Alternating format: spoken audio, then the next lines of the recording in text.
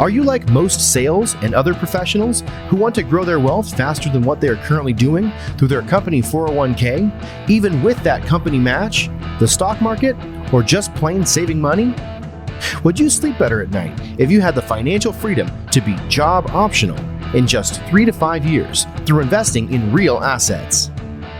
Maybe you don't want to stop working, but wouldn't it be cool if you could retire a decade earlier than most and do the traveling you and your family have planned for years while you're still young and can enjoy it? Let's face it, most busy professionals don't have the time or desire to take on more work outside of their W-2 to grow their wealth. On The Wealth Flow, each week we share the stories, the investments, and take a deep dive into the various asset classes that can deliver that accelerated growth to your portfolio passively. That's right, no extra work for you. Instead, we'll put your money to work. Learn what the 95% aren't talking about and join the top 5% of earners today on The Wealth Flow.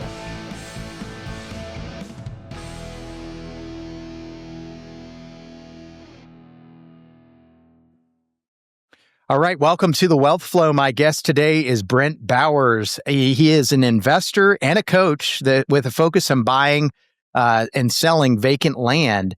As an Army officer with over 8 years of service, and Brent, thank you for your service, Brent spent a good deal of time away from his family, and he knew he needed to make some changes in order to be more present with his wife and with his children. In a short period of time, Brent was able to expand his business, hire a team, and most importantly, spend more quality time with his family while still working hard and helping others. While Brent invests in many different types of real estate, his favorite investment strategy deals with buying and selling vacant land, and he enjoys sharing his expertise in this area with his coaching clients. So Brent, welcome to The Wealth Flow. Hey, Keith. Thanks for having me, man. Good to be here. Yeah, appreciate it. And typically what I'll do, Brent, is really start with your background, kind of where you grew up and what eventually led you to real estate. Yeah, I grew up in a small town in Florida called Okeechobee, Florida. Our biggest producer of income is feeder calves, and basically that's cattle. So I know one thing about cattle is eventually the herd gets slaughtered.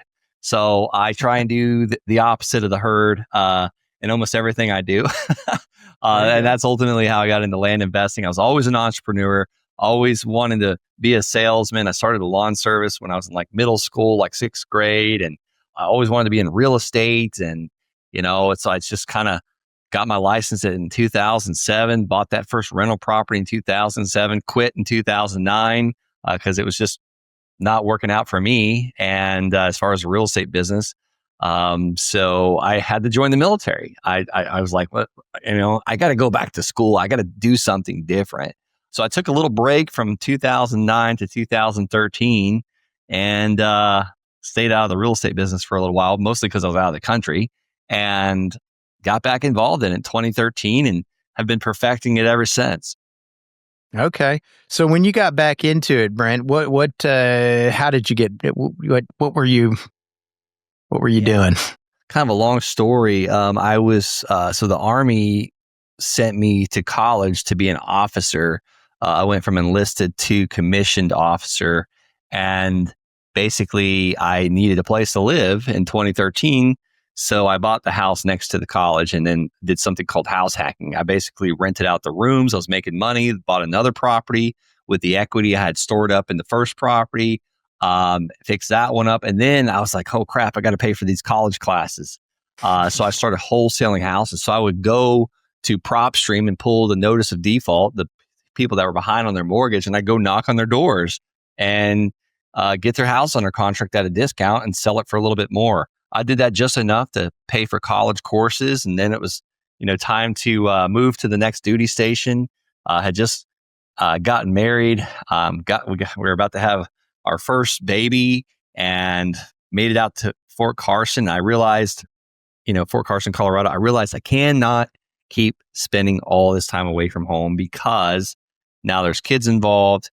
My first marriage didn't work out because I was gone all the time. That's hard to have a marriage with that. So I didn't want history repeating itself. So I had a huge why. I was like, I've got to replace my income. And I heard a guy talking on a podcast just like this, kind of like the Wealth Flow show. And he was talking about flipping vacant raw land and doubling his money overnight. I was like, okay, I have several rentals. I'm not making money on any of them. Honestly, they are cash suckers. They take money out of my account every month, it seems like, because something always breaks. But if I can make some money on land, this might be my ticket out of this military. So I hit the ground running and made a ton of mistakes, started making money quickly. And here we are today. Almost 10 years later or 9 years later. Yeah, no, that's awesome. And certainly understand that. And yeah, it's tough when you're not at the house, for sure. So, having something to work for and really focus on, I'm sure helped. But so tell me about the raw land though. Yeah, as we were talking ahead of the show, you're one of the first folks that I've had. You are the first that's what you specialize in, and so I'd really am anxious to hear your story, your strategy, all that good stuff. Yeah, I'll tell you about the raw land. My preferred method is to sell it on seller financing. That gives me passive income for many years, and it's true passive income. It goes into the bank account every single month. And the tenants never call. They're actually buyers. They're not tenants. Nothing can ever break on vacant raw land. There's nothing to depreciate because it doesn't go down in value. Now, granted, yes, real estate markets shift and change, so the land could be worth less, but it does not deteriorate. It usually improves on itself. It improves. So let's talk about my first couple deals. I heard that podcast and I immediately started sending a postcard. And this postcard was as simple as, hey, my name's Brent Bowers. I'd like to buy your land at, in El Paso County, Colorado. If you're interested in a fair price, all cash offer, call or text me. God bless you. And it had my phone number. And if anybody wants a copy of that, just go to the landsharks.com/postcard and you'll get emailed a copy of that. And if for some reason you don't get an email, just let me know and I'll personally email one to you. We just changed over all of our websites, but my phone started ringing from that. And what list did I mail? I got a list from the county treasurer. Now, let me just give everyone a disclaimer. These are small lists and you do deals on these tax delinquent lists, and there's easier ways to get it now. I'm actually testing it out right now with the website or a company that goes and pulls them for me. But my phone started ringing. That first land deal was from a retired CPA that owed $285 in back taxes. And guess what he told me he'd sell me the land for? $285. Now, there was a catch. Not buildable land, though. It was not buildable because the city wouldn't let you build out there because there's only one ingress, one egress. So that means the firefighters could get kind of pinned down on the hill. So they were planning, this is speculation, they were planning on one day building another ingress, egress. So we had a lot of speculators. So this guy sold me the land for $285. I had no clue what it was worth. Had no idea. So I started calling real estate agents around that area and said, hey, what can I sell this for? Like, what's the blowout price? What's the get her done now price? I don't want it to sit. I need the money bad. Back in 2016, I needed that money. So she's like, maybe $10,000. And I was like, what? I got an asset under contract for $285 and I can sell it for $10,000. So she's like, yeah. I was like, all right, well, let me get back with you when I own this land. I'm in the process of buying it. She goes, well, what if I bought it from you? And she made me an offer for $5,000. And I was like, it is yours. And she gave me the money the next week. The title company gave me the money the following week. So that was that first land deal. Not buildable. Someone else's trash turns into another person's treasure. And yeah, that's pretty impressive for sure. That's a great first one. So on the list that you were after, it's all people that are past due on taxes, on property taxes. Is that? Yeah, that's one of the list. That's one of the few. That's one of the list. So now I've changed it up a little bit. Now I change it up a little bit. I look for demand. I want more expensive parcels of land. It's just as easy to make $50,000 as it is to make $5,000. And yes, everyone heard me correctly. It is just as easy to make $50,000 as it is to make $5,000 because when you go up a little bit more expensive in land, there's hardly any competition. there's virtually hardly any competition in this business because most people look at the buildings or the houses, the dirty, stinky cat pee houses. They're fighting over these things. Yeah. But not many people are fighting over the land because they don't see a way to make money with it. So I get them at a discount and I turn around and sell it for more. So yeah, I'll go on Redfin, see where the land's selling. I'll pull a list of landowners in that area and they'll get an offer letter from us and it comes back signed. I'm getting these deals back in my inbox. Wow, that's pretty cool. So you're actually sending out an offer to some of the folks on the list. And what kind of a discount are you? My struggle, and this is maybe just me trying to wrap my head around it, right? I'm thinking, okay, I'm going in and I'm buying these things, right, with the intent of turning around and selling it on owner finance notes, so you can start getting some income coming in. But in the meantime, you've got your investment locked up in there and you're not necessarily cash flowing right away. And how long is it going to take? And help walk me through some of those kind of absolutely aspects. No, those are really good points you have there, Keith. So let me tell you about the second land deal. Was this landlocked parcel of land. I got it under contract, went and met the seller. Again, had no clue what I was getting into. No clue. This was almost 5 acres just south of NORAD off of Highway 115 west of Fort Carson, Colorado. If anybody's like wondering where this is at. So I go and look at this land. I had to go across the state park land to get to it because it's landlocked by the state park. So I'm like, I don't know. I bought it for $500, by the way. Lady gave me a quick claim deed. And here's some things I learned. You need to do title searches, and I always buy them through title insurance companies now. I want a title policy. I was very fortunate in those first few years, and eventually you'll run out of luck after a while doing those. So I went out, took photos of the land, put it on Craigslist. This was like a Saturday morning, put it on Craigslist. That Sunday, the next day, I had a guy that gave me $500 down. So I get my capital back out of this land deal, and he's going to pay me $400 a month for a total of $5,000. 0% interest. I didn't even think about interest back then. This year alone, we collected 2023, we collected a little over $49,000 in interest only. That's why these banks are the biggest, prettiest buildings in every city and every state, is because there's those that pay interest and those that earn it. And, there's all these little sayings. Compounding interest is the 8th wonder of the world. Those that earn it and those that pay it. If you look at a 30-year mortgage at 6% interest at $200,000, over 30 years, you collect back $420,000. That's not 6%. You're only paying about 6% of the total amount you borrowed each month.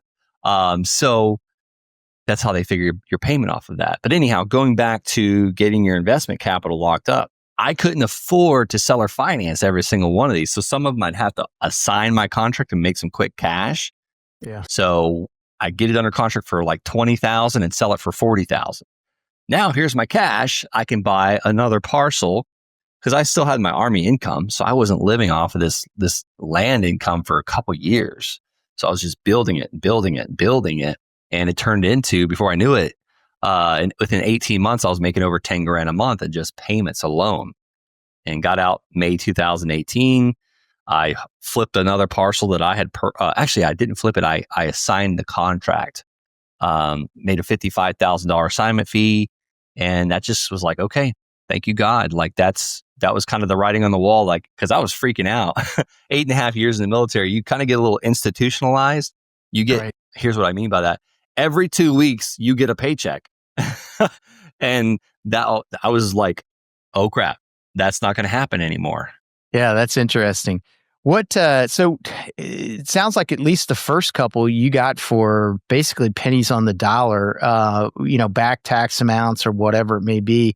What is that still what you're able to find deals like that? Or are you paying a little bit more for them, but still finding just, deeply discounted deals? Or I guess tell me a little bit more about that. Yeah, there's always going to be discounted land. There's always don't wanters. There's always someone that's going to die and pass the land on. Someone will inherit it. It'll be in probate or back taxes. Plus they're out of state, or they haven't seen it in 10 years, or life happened for them. They bought it 20 years ago and they planned to build their dream home on it and never did.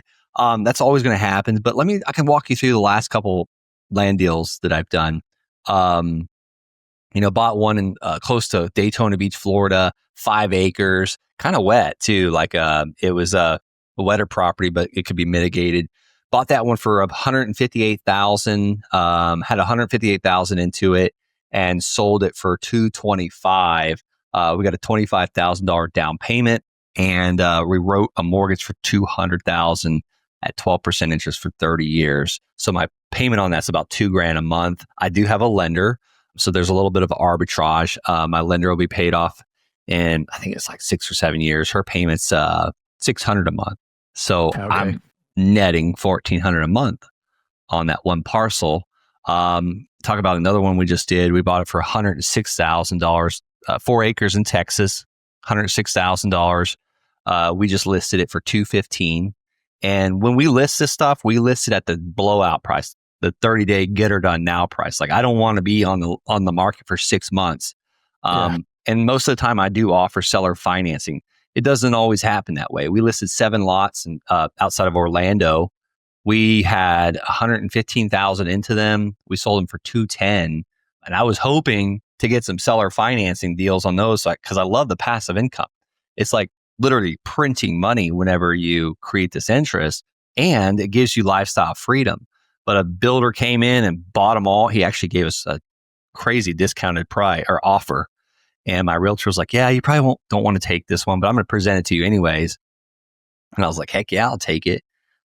We literally have been on the market for a week and a half, and we got a price that we're going to be profitable on. Like, I don't wait. Like, I know another land deal is going to come available tomorrow or the next day, because we have such a great marketing system that we prime the pump on. It's like one of those red farmhouse pumps. We've been pumping it for years now. And once you get the water to flow through it, you could slow down that pump. Yeah. I mean, you don't have to pump so hard is what I'm saying. Yeah. No, it makes total sense. That's pretty neat. So most of this is if I'm hearing you right, and you can correct me if I'm not quite following on it, but it sounds like most of these are residential lots. Is that accurate? Yep. Okay. Most of the time, yeah. I mean, for instance, we're buying one right now in Florida. It's an agricultural parcel, but it's a 20 and a half acres. Okay. Even when I was buying in Colorado, the 80-acre parcels, those were agriculture. And then we would buy a bunch of 5-acre parcels. Those were considered residential. I love land in the city, or where, we call them infill buildable lots as well, where there's already sewer and water and electric on the lot line. I mean, that's kind of like almost shovel ready for most of these builders. They got to just go in and clear the land and build up their house pad, and they can build on it. You make it really easy for them. Yeah, and I was Brent. I used to be a broker. I still am a real estate broker, but I don't do that as my full time. And but a big source of, back before 2008, a big source of my listings were vacant properties. And I would just mail. I would mail. I was in a retirement area, and so people would come into town with this plan of eventually retiring in a town called New Braunfels, Texas.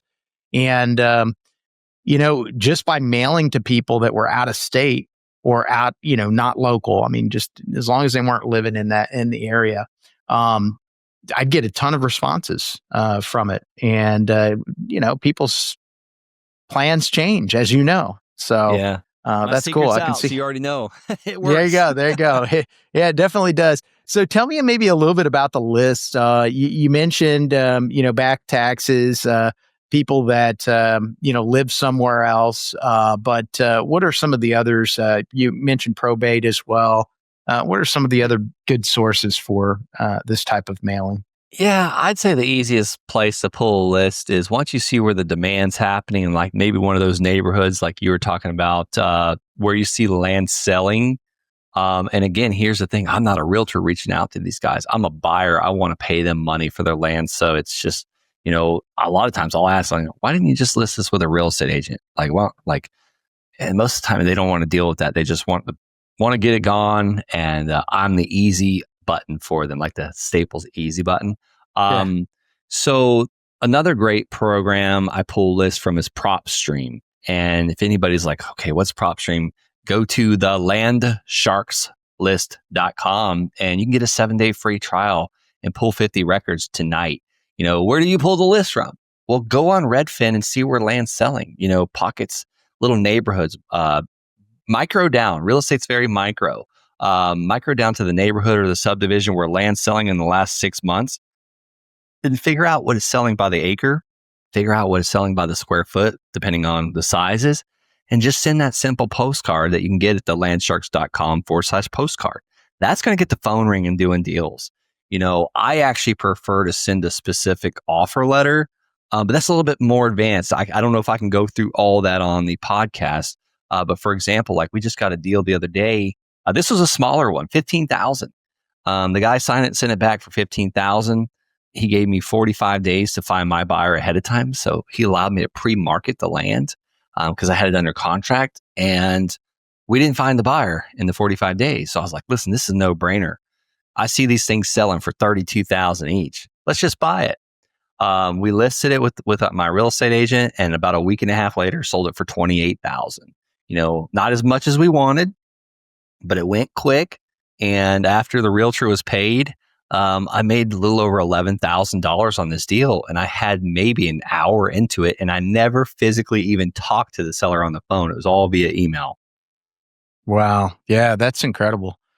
That's pretty cool. So tell us maybe a little bit about right now. So you've got, how many of the owner finance deals do you have going on? I have, so they go up and down, 77 right now. And those are the active ones. I have taken some land back because people sometimes stop paying for this stuff. And guess what? I resell it for more. So around 77 is what we're sitting at active right now. Okay. That's awesome. Nice income coming in from that then, for sure. What about, yeah, I imagine it does. So when you're looking at a land deal, you mentioned, so I guess maybe on the ones that you do have, how many of them do have debt from a bank on them as well, where you're doing the arbitrage? Good question. So I don't use banks. I don't like banks. I don't want to deal with banks. I don't want to jump through their hoops. Unfortunately, I do have to use them, but I don't like to borrow from them because there's a reason why they're the biggest, prettiest buildings in every city and every state. It's because they know more about money usually than most everyone else. So I like to use regular people, people like you and I that want to earn interest on their money secured by real estate. I'm paying like anywhere from 9 to 12% right now, depending on the land deal. We secure it with the real estate. My lender's in the first position. And then I'll use some of my own cash. And here's what's really cool is a lot of times I can give the seller more if they become the bank for me. I offer them terms. I say, what if how much money did you need in the next 60 days? And what if I paid you a monthly payment? What would you like to see each month for this land? And it's really cool. Like I can get some of this land at 0% interest, and my balance goes down every single month. So to answer your question, Keith, I'd say about, I don't know. I only have debt, lenders, or the seller financing on probably 10 or 11 of them. Oh, wow. Okay. That's interesting though. And yeah, and it seems like, that'd be kind of a no-brainer for the sellers if they have this land, they've been sitting on it for X amount of time, and now all of a sudden they have an opportunity to start earning a little bit of income on it. And know that they've got a sale at X amount, once you end up selling it on your end. So yeah, there's some like I'll give them higher payments. Like, for instance, we'll sell it for $500 a month, and I'll pay that seller for $500 a month. But I'm sorry, the seller will get paid for $500 a month, and my buyer's paying $500 a month. How does that work? I'm not making any money, right? Well, I pay off that seller in 36 months that way, or something. I'm just doing an example. And my buyer has still got another 25 years as far as a fully amortized mortgage once I pay off the seller. So let's just do an example of one. We're going to have our note that I borrowed the money. It's $40,000. That's going to be paid off in 5 years, 60 months. Well, I collected $5,000 down from this buyer. So I pocketed that money. I didn't send it to the lender. So I got $5,000 as soon as we pretty much closed on it, because I had a couple months to pre-market this land because we helped the seller go through probate. Geez, got to get it together here. And then our payment to the lender is $800 a month. And that's going to fully amortize it, basically pay that down over 5 years. and my buyer pays me $958 a month. So I keep the difference of $958 minus $800, which is $158 a month for the next 60 months. And then my buyer still has another 8.5 years to pay me that $958 a month. So if you add up all of those, that's over $100,000. So $5,000 up front, $9,700 in the next 5 years, and then another $97,000 over the next 8.5 years. And then people ask me all the time, well, did you do a prepayment penalty with that buyer? Because you're going to miss out on all that interest if he builds on it and gets a construction loan, or if he pays it off, or if he sells it. Heck no, I didn't do that, because what's the worst that can happen? He pays it off early or builds on it and the bank pays me off and I get my $50,000 in profit faster and I don't have to wait 13.5 years for over $100,000. Like it's called the velocity of money. Yeah, that's right. That's right. So rather have it sooner, and you're still making a nice, very healthy profit on it. So that's awesome. Pay my lender back for her $40,000, and I'll immediately redeploy it to another parcel of land, hopefully.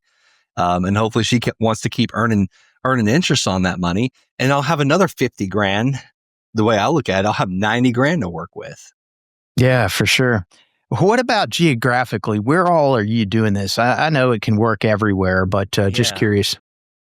I just want everyone listening to this, like, I've been doing this for 9 years now. So I started in my own backyard. Now, not everyone can start in their own backyard because you might not have the land available like I did in Colorado. But now, like, knowing what I know, and I teach so many people how to get rich and buying and selling vacant raw land, you can do this virtually. So now I personally am in South Carolina, North Carolina, Florida, Arizona, Texas, Colorado. We've gotten land for free in Connecticut and Pennsylvania. Crazy. Got land, 3 parcels of land in Pennsylvania for $1,000.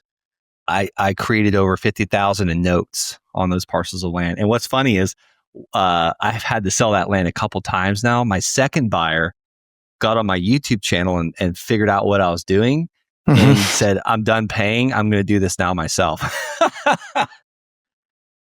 But I collected about $800 from him. So it doesn't matter. Yeah. More power to him. I told him, I said, man, I'll credit your $800. You want to join the Land Sharks community. There you go. That's awesome. Well, let's maybe talk a little bit about the coaching and, kind of what you do with the students and, obviously sharing your systems and everything with them. So. Yeah, I wish we had more time today. I would love to give the step by step. But yeah, in the community, it's a community. It's a heck of a community. We have a lot of people that are, just looking to make an additional $5,000, $6,000, $7,000 a month. Some are quitting their jobs. We got a lot of military, first responders that are in the community. And what I do is I lay out my entire land investing business, and I do it step by step via videos showing you exactly how I'm doing them today. And the videos change all the time. Sometimes I'll have a short beard. Sometimes I'll have a long beard. Sometimes I'll need a haircut. But I change out the videos as technology changes. And this business is getting easier every day, I think. And then we do, this week alone, we had 4 support calls. 2 of them I did personally. I've got an assistant coach that helps me answer questions. I love it. I'm doing so many deals with community members as well, to where I'll help fund them. I don't always have the money, depending on, or sometimes I'll have to use lenders' funds. It's just an incubator of us doing land deals together. You can teach a man to fish, you can sell a man a fish, or you can fish with them. And we do all of the above together. Right. So it's great. I mean, we got guys doing way better in their land business than I am. Yeah, that's cool. That's neat. It's neat to have any kind of a community like that. I love y'all's logo too. It's pretty cool. Thank you. Yeah. So I guess maybe tell me, contrast land investing versus investing in regular homes or, whatever it may be, other types of real estate that you've invested in. Yeah. And I guess I got to get better about sharing how to figure out about the community. Go to thelandsharks.com, and I'd love to jump on a call, schedule a call with me. But you got to fill out that application. If you don't fill it out, I won't be able to get that notification. But contrast. Okay, let's contrast. So I bought my first house in April 2007 for $127,000. I rented that house out for $900 a month. My mortgage was $750 a month. I'm netting about $150, right? At 21 years old. Wrong. Every single couple months went by, I'd have to fix something like the roof was leaking, the septic system stopped working, the water heater. Okay, yeah, Brent, you bought a bad house. You're an idiot. Well, I bought several rentals and it seemed like all of them had to do that. And I just literally mortgaged myself for 30 years, had to borrow money from my great grandmother to like give an earnest money deposit. This was back in 2007. So I paid her. I actually made a real estate commission on that first house. So I paid her back with that money.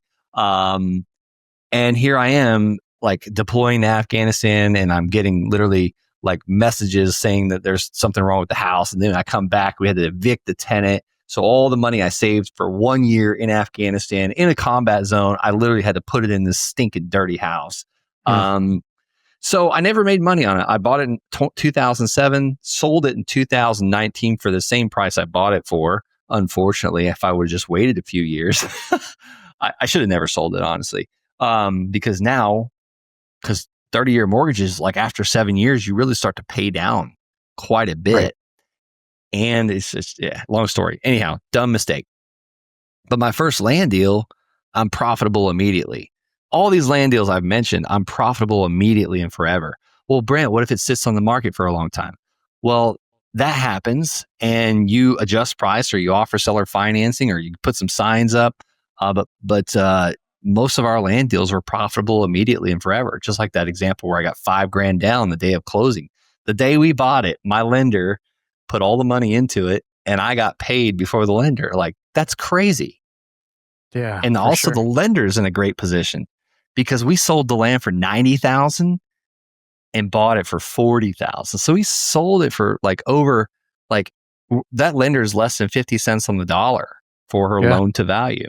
So if I get hit by a bus or don't pay my lender, they can foreclose. Yeah, they'll have us spend a couple $1,000s foreclosing on it. Take 6 months, but they're going to have an asset for $40,000 that's worth over 90. Yeah. No, it makes a lot of sense.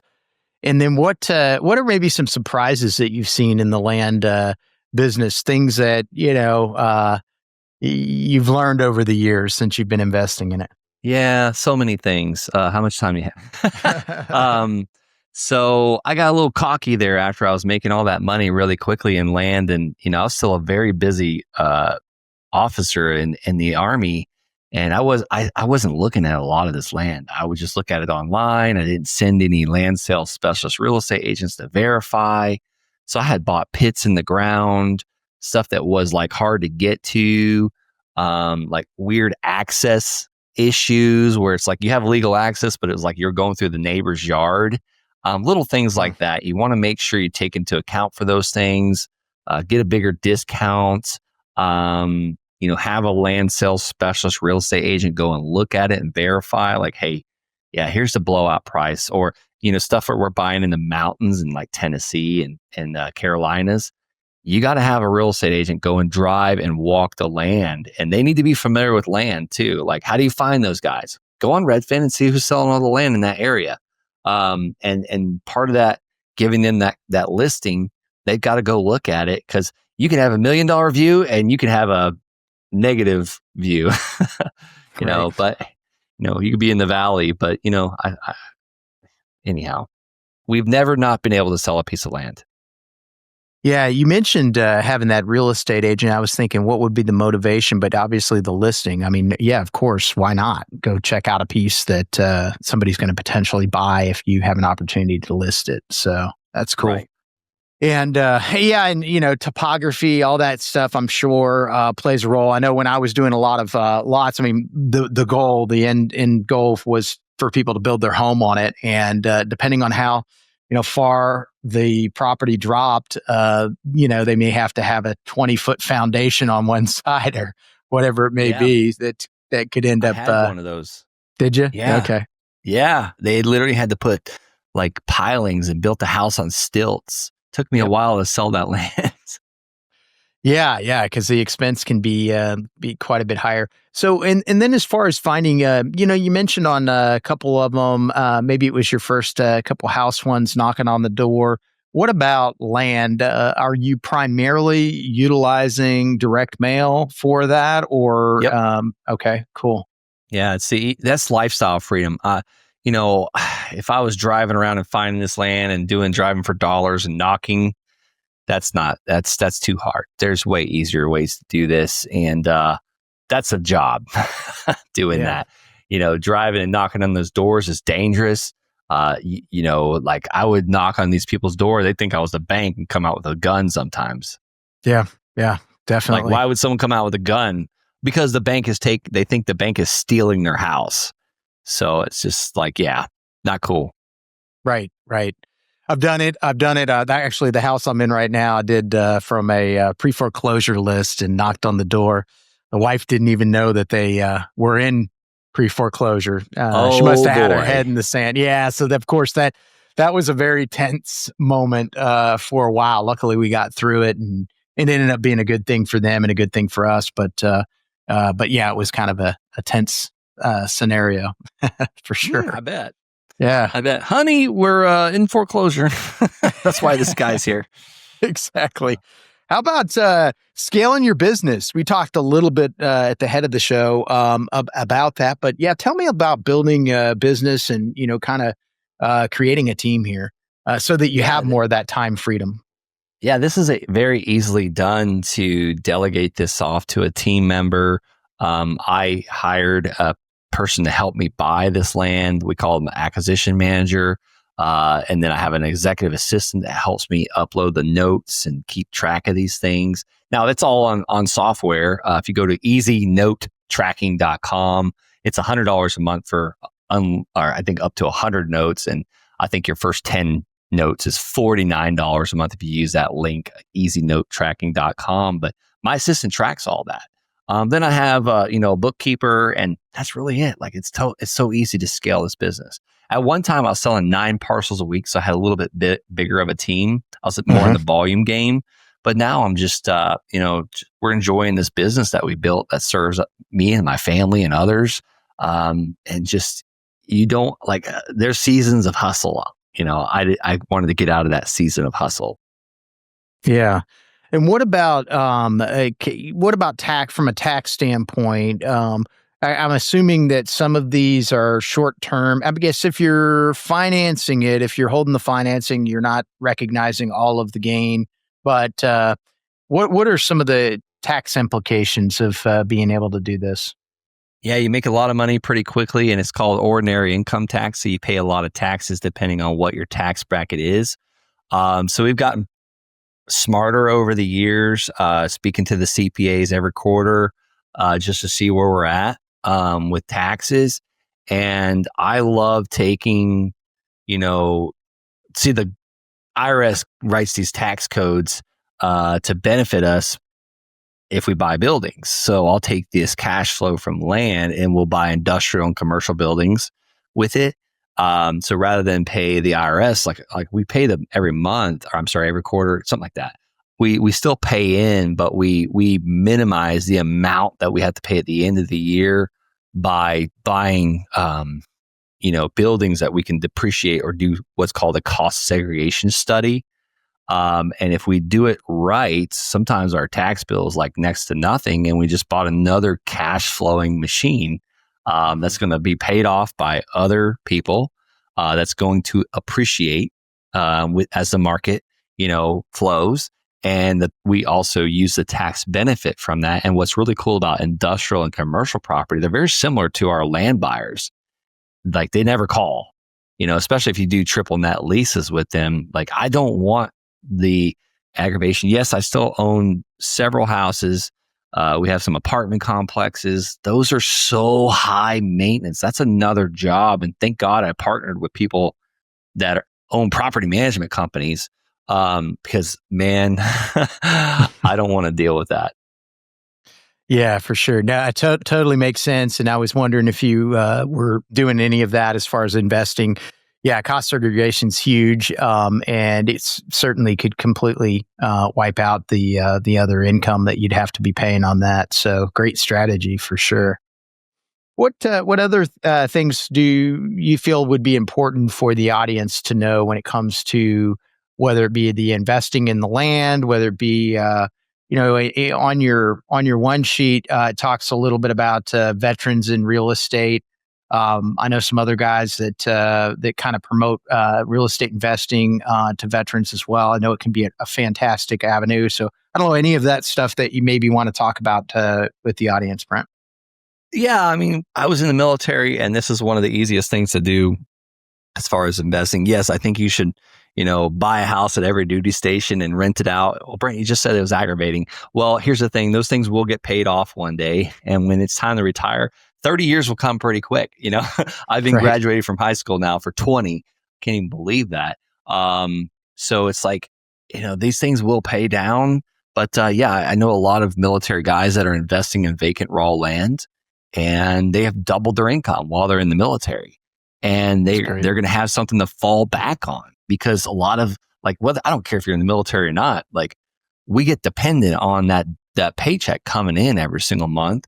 And what if that ever stops? Or like, we have a guy that he's in software, and he's like, man, I might lose my job at any time. I need a backup plan. So this is his backup plan. He makes way more money each month in land than he does on the software business now. So it's almost like to the point where, why don't I just hang this up type thing? Yeah, for sure. Yeah, I always say, a part of the introduction going into our podcast talks about just being job optional and doing something like this in addition to whatever it is, whether it's the military, whether it's a W-2, whatever. It gives you that security of knowing that if something were to stop happening with your steady income, you've got this other income that can replace it. So that's pretty cool. Okay, well, why don't you, if you could, tell folks how they can find out more about you, and then I've got a couple other questions for you, but I want to be respectful of your time and make sure that we get you. Yeah, thanks for asking, Keith. Yeah, go to thelandsharks.com. I'm also on all the social media channels, Brent L. Bowers. And yes, the L stands for land, Brent L. Bowers. There you go. Okay. I got two questions I ask every guest. And the first one is really what advice you would give somebody who's maybe just starting out in their investment journey? Yeah, make sure that you get a blueprint and every single day take action on that. Do income producing activities. The name of this game is make more offers, make offers every day. You don't have to go out there and just light the world on fires, but it's being consistent. And I think 6 days a week is better than 1 day a week. It's like going to the gym. If you tell me, like, Brent, I can go for an hour a day, or I can go for 6 hours on Saturday, you'd be better off at that hour a day. And make a habit out of it. Just make a habit out of it, because the motivation and the enthusiasm and the excitement and the sexiness is going to, go away pretty quickly. And, pray over it. Like, tithe on the money that you make, pray over your mailings, that it finds the right people. Like, there's just, like, partner with God. It's funny that you say that, because that's exactly what I used to do. Whether it be looking at probates or whatever, I would take that set of envelopes and I literally would pray over them. And like you said, hope that they land in the right spot. And it's amazing what happens when you when you do that. So that's cool. Yeah, it is. Yeah, it's powerful. It's powerful. The problem is it's out of my hands now. It happens every day. So you almost have to pray over the mailers in another area. And we pray for our students' mailers. Like, I was just at an event, amazing event. I'll give him a shout out. Jennings Smith. It's My First Million in Multifamily. Like, his aunt was back there praying over the room.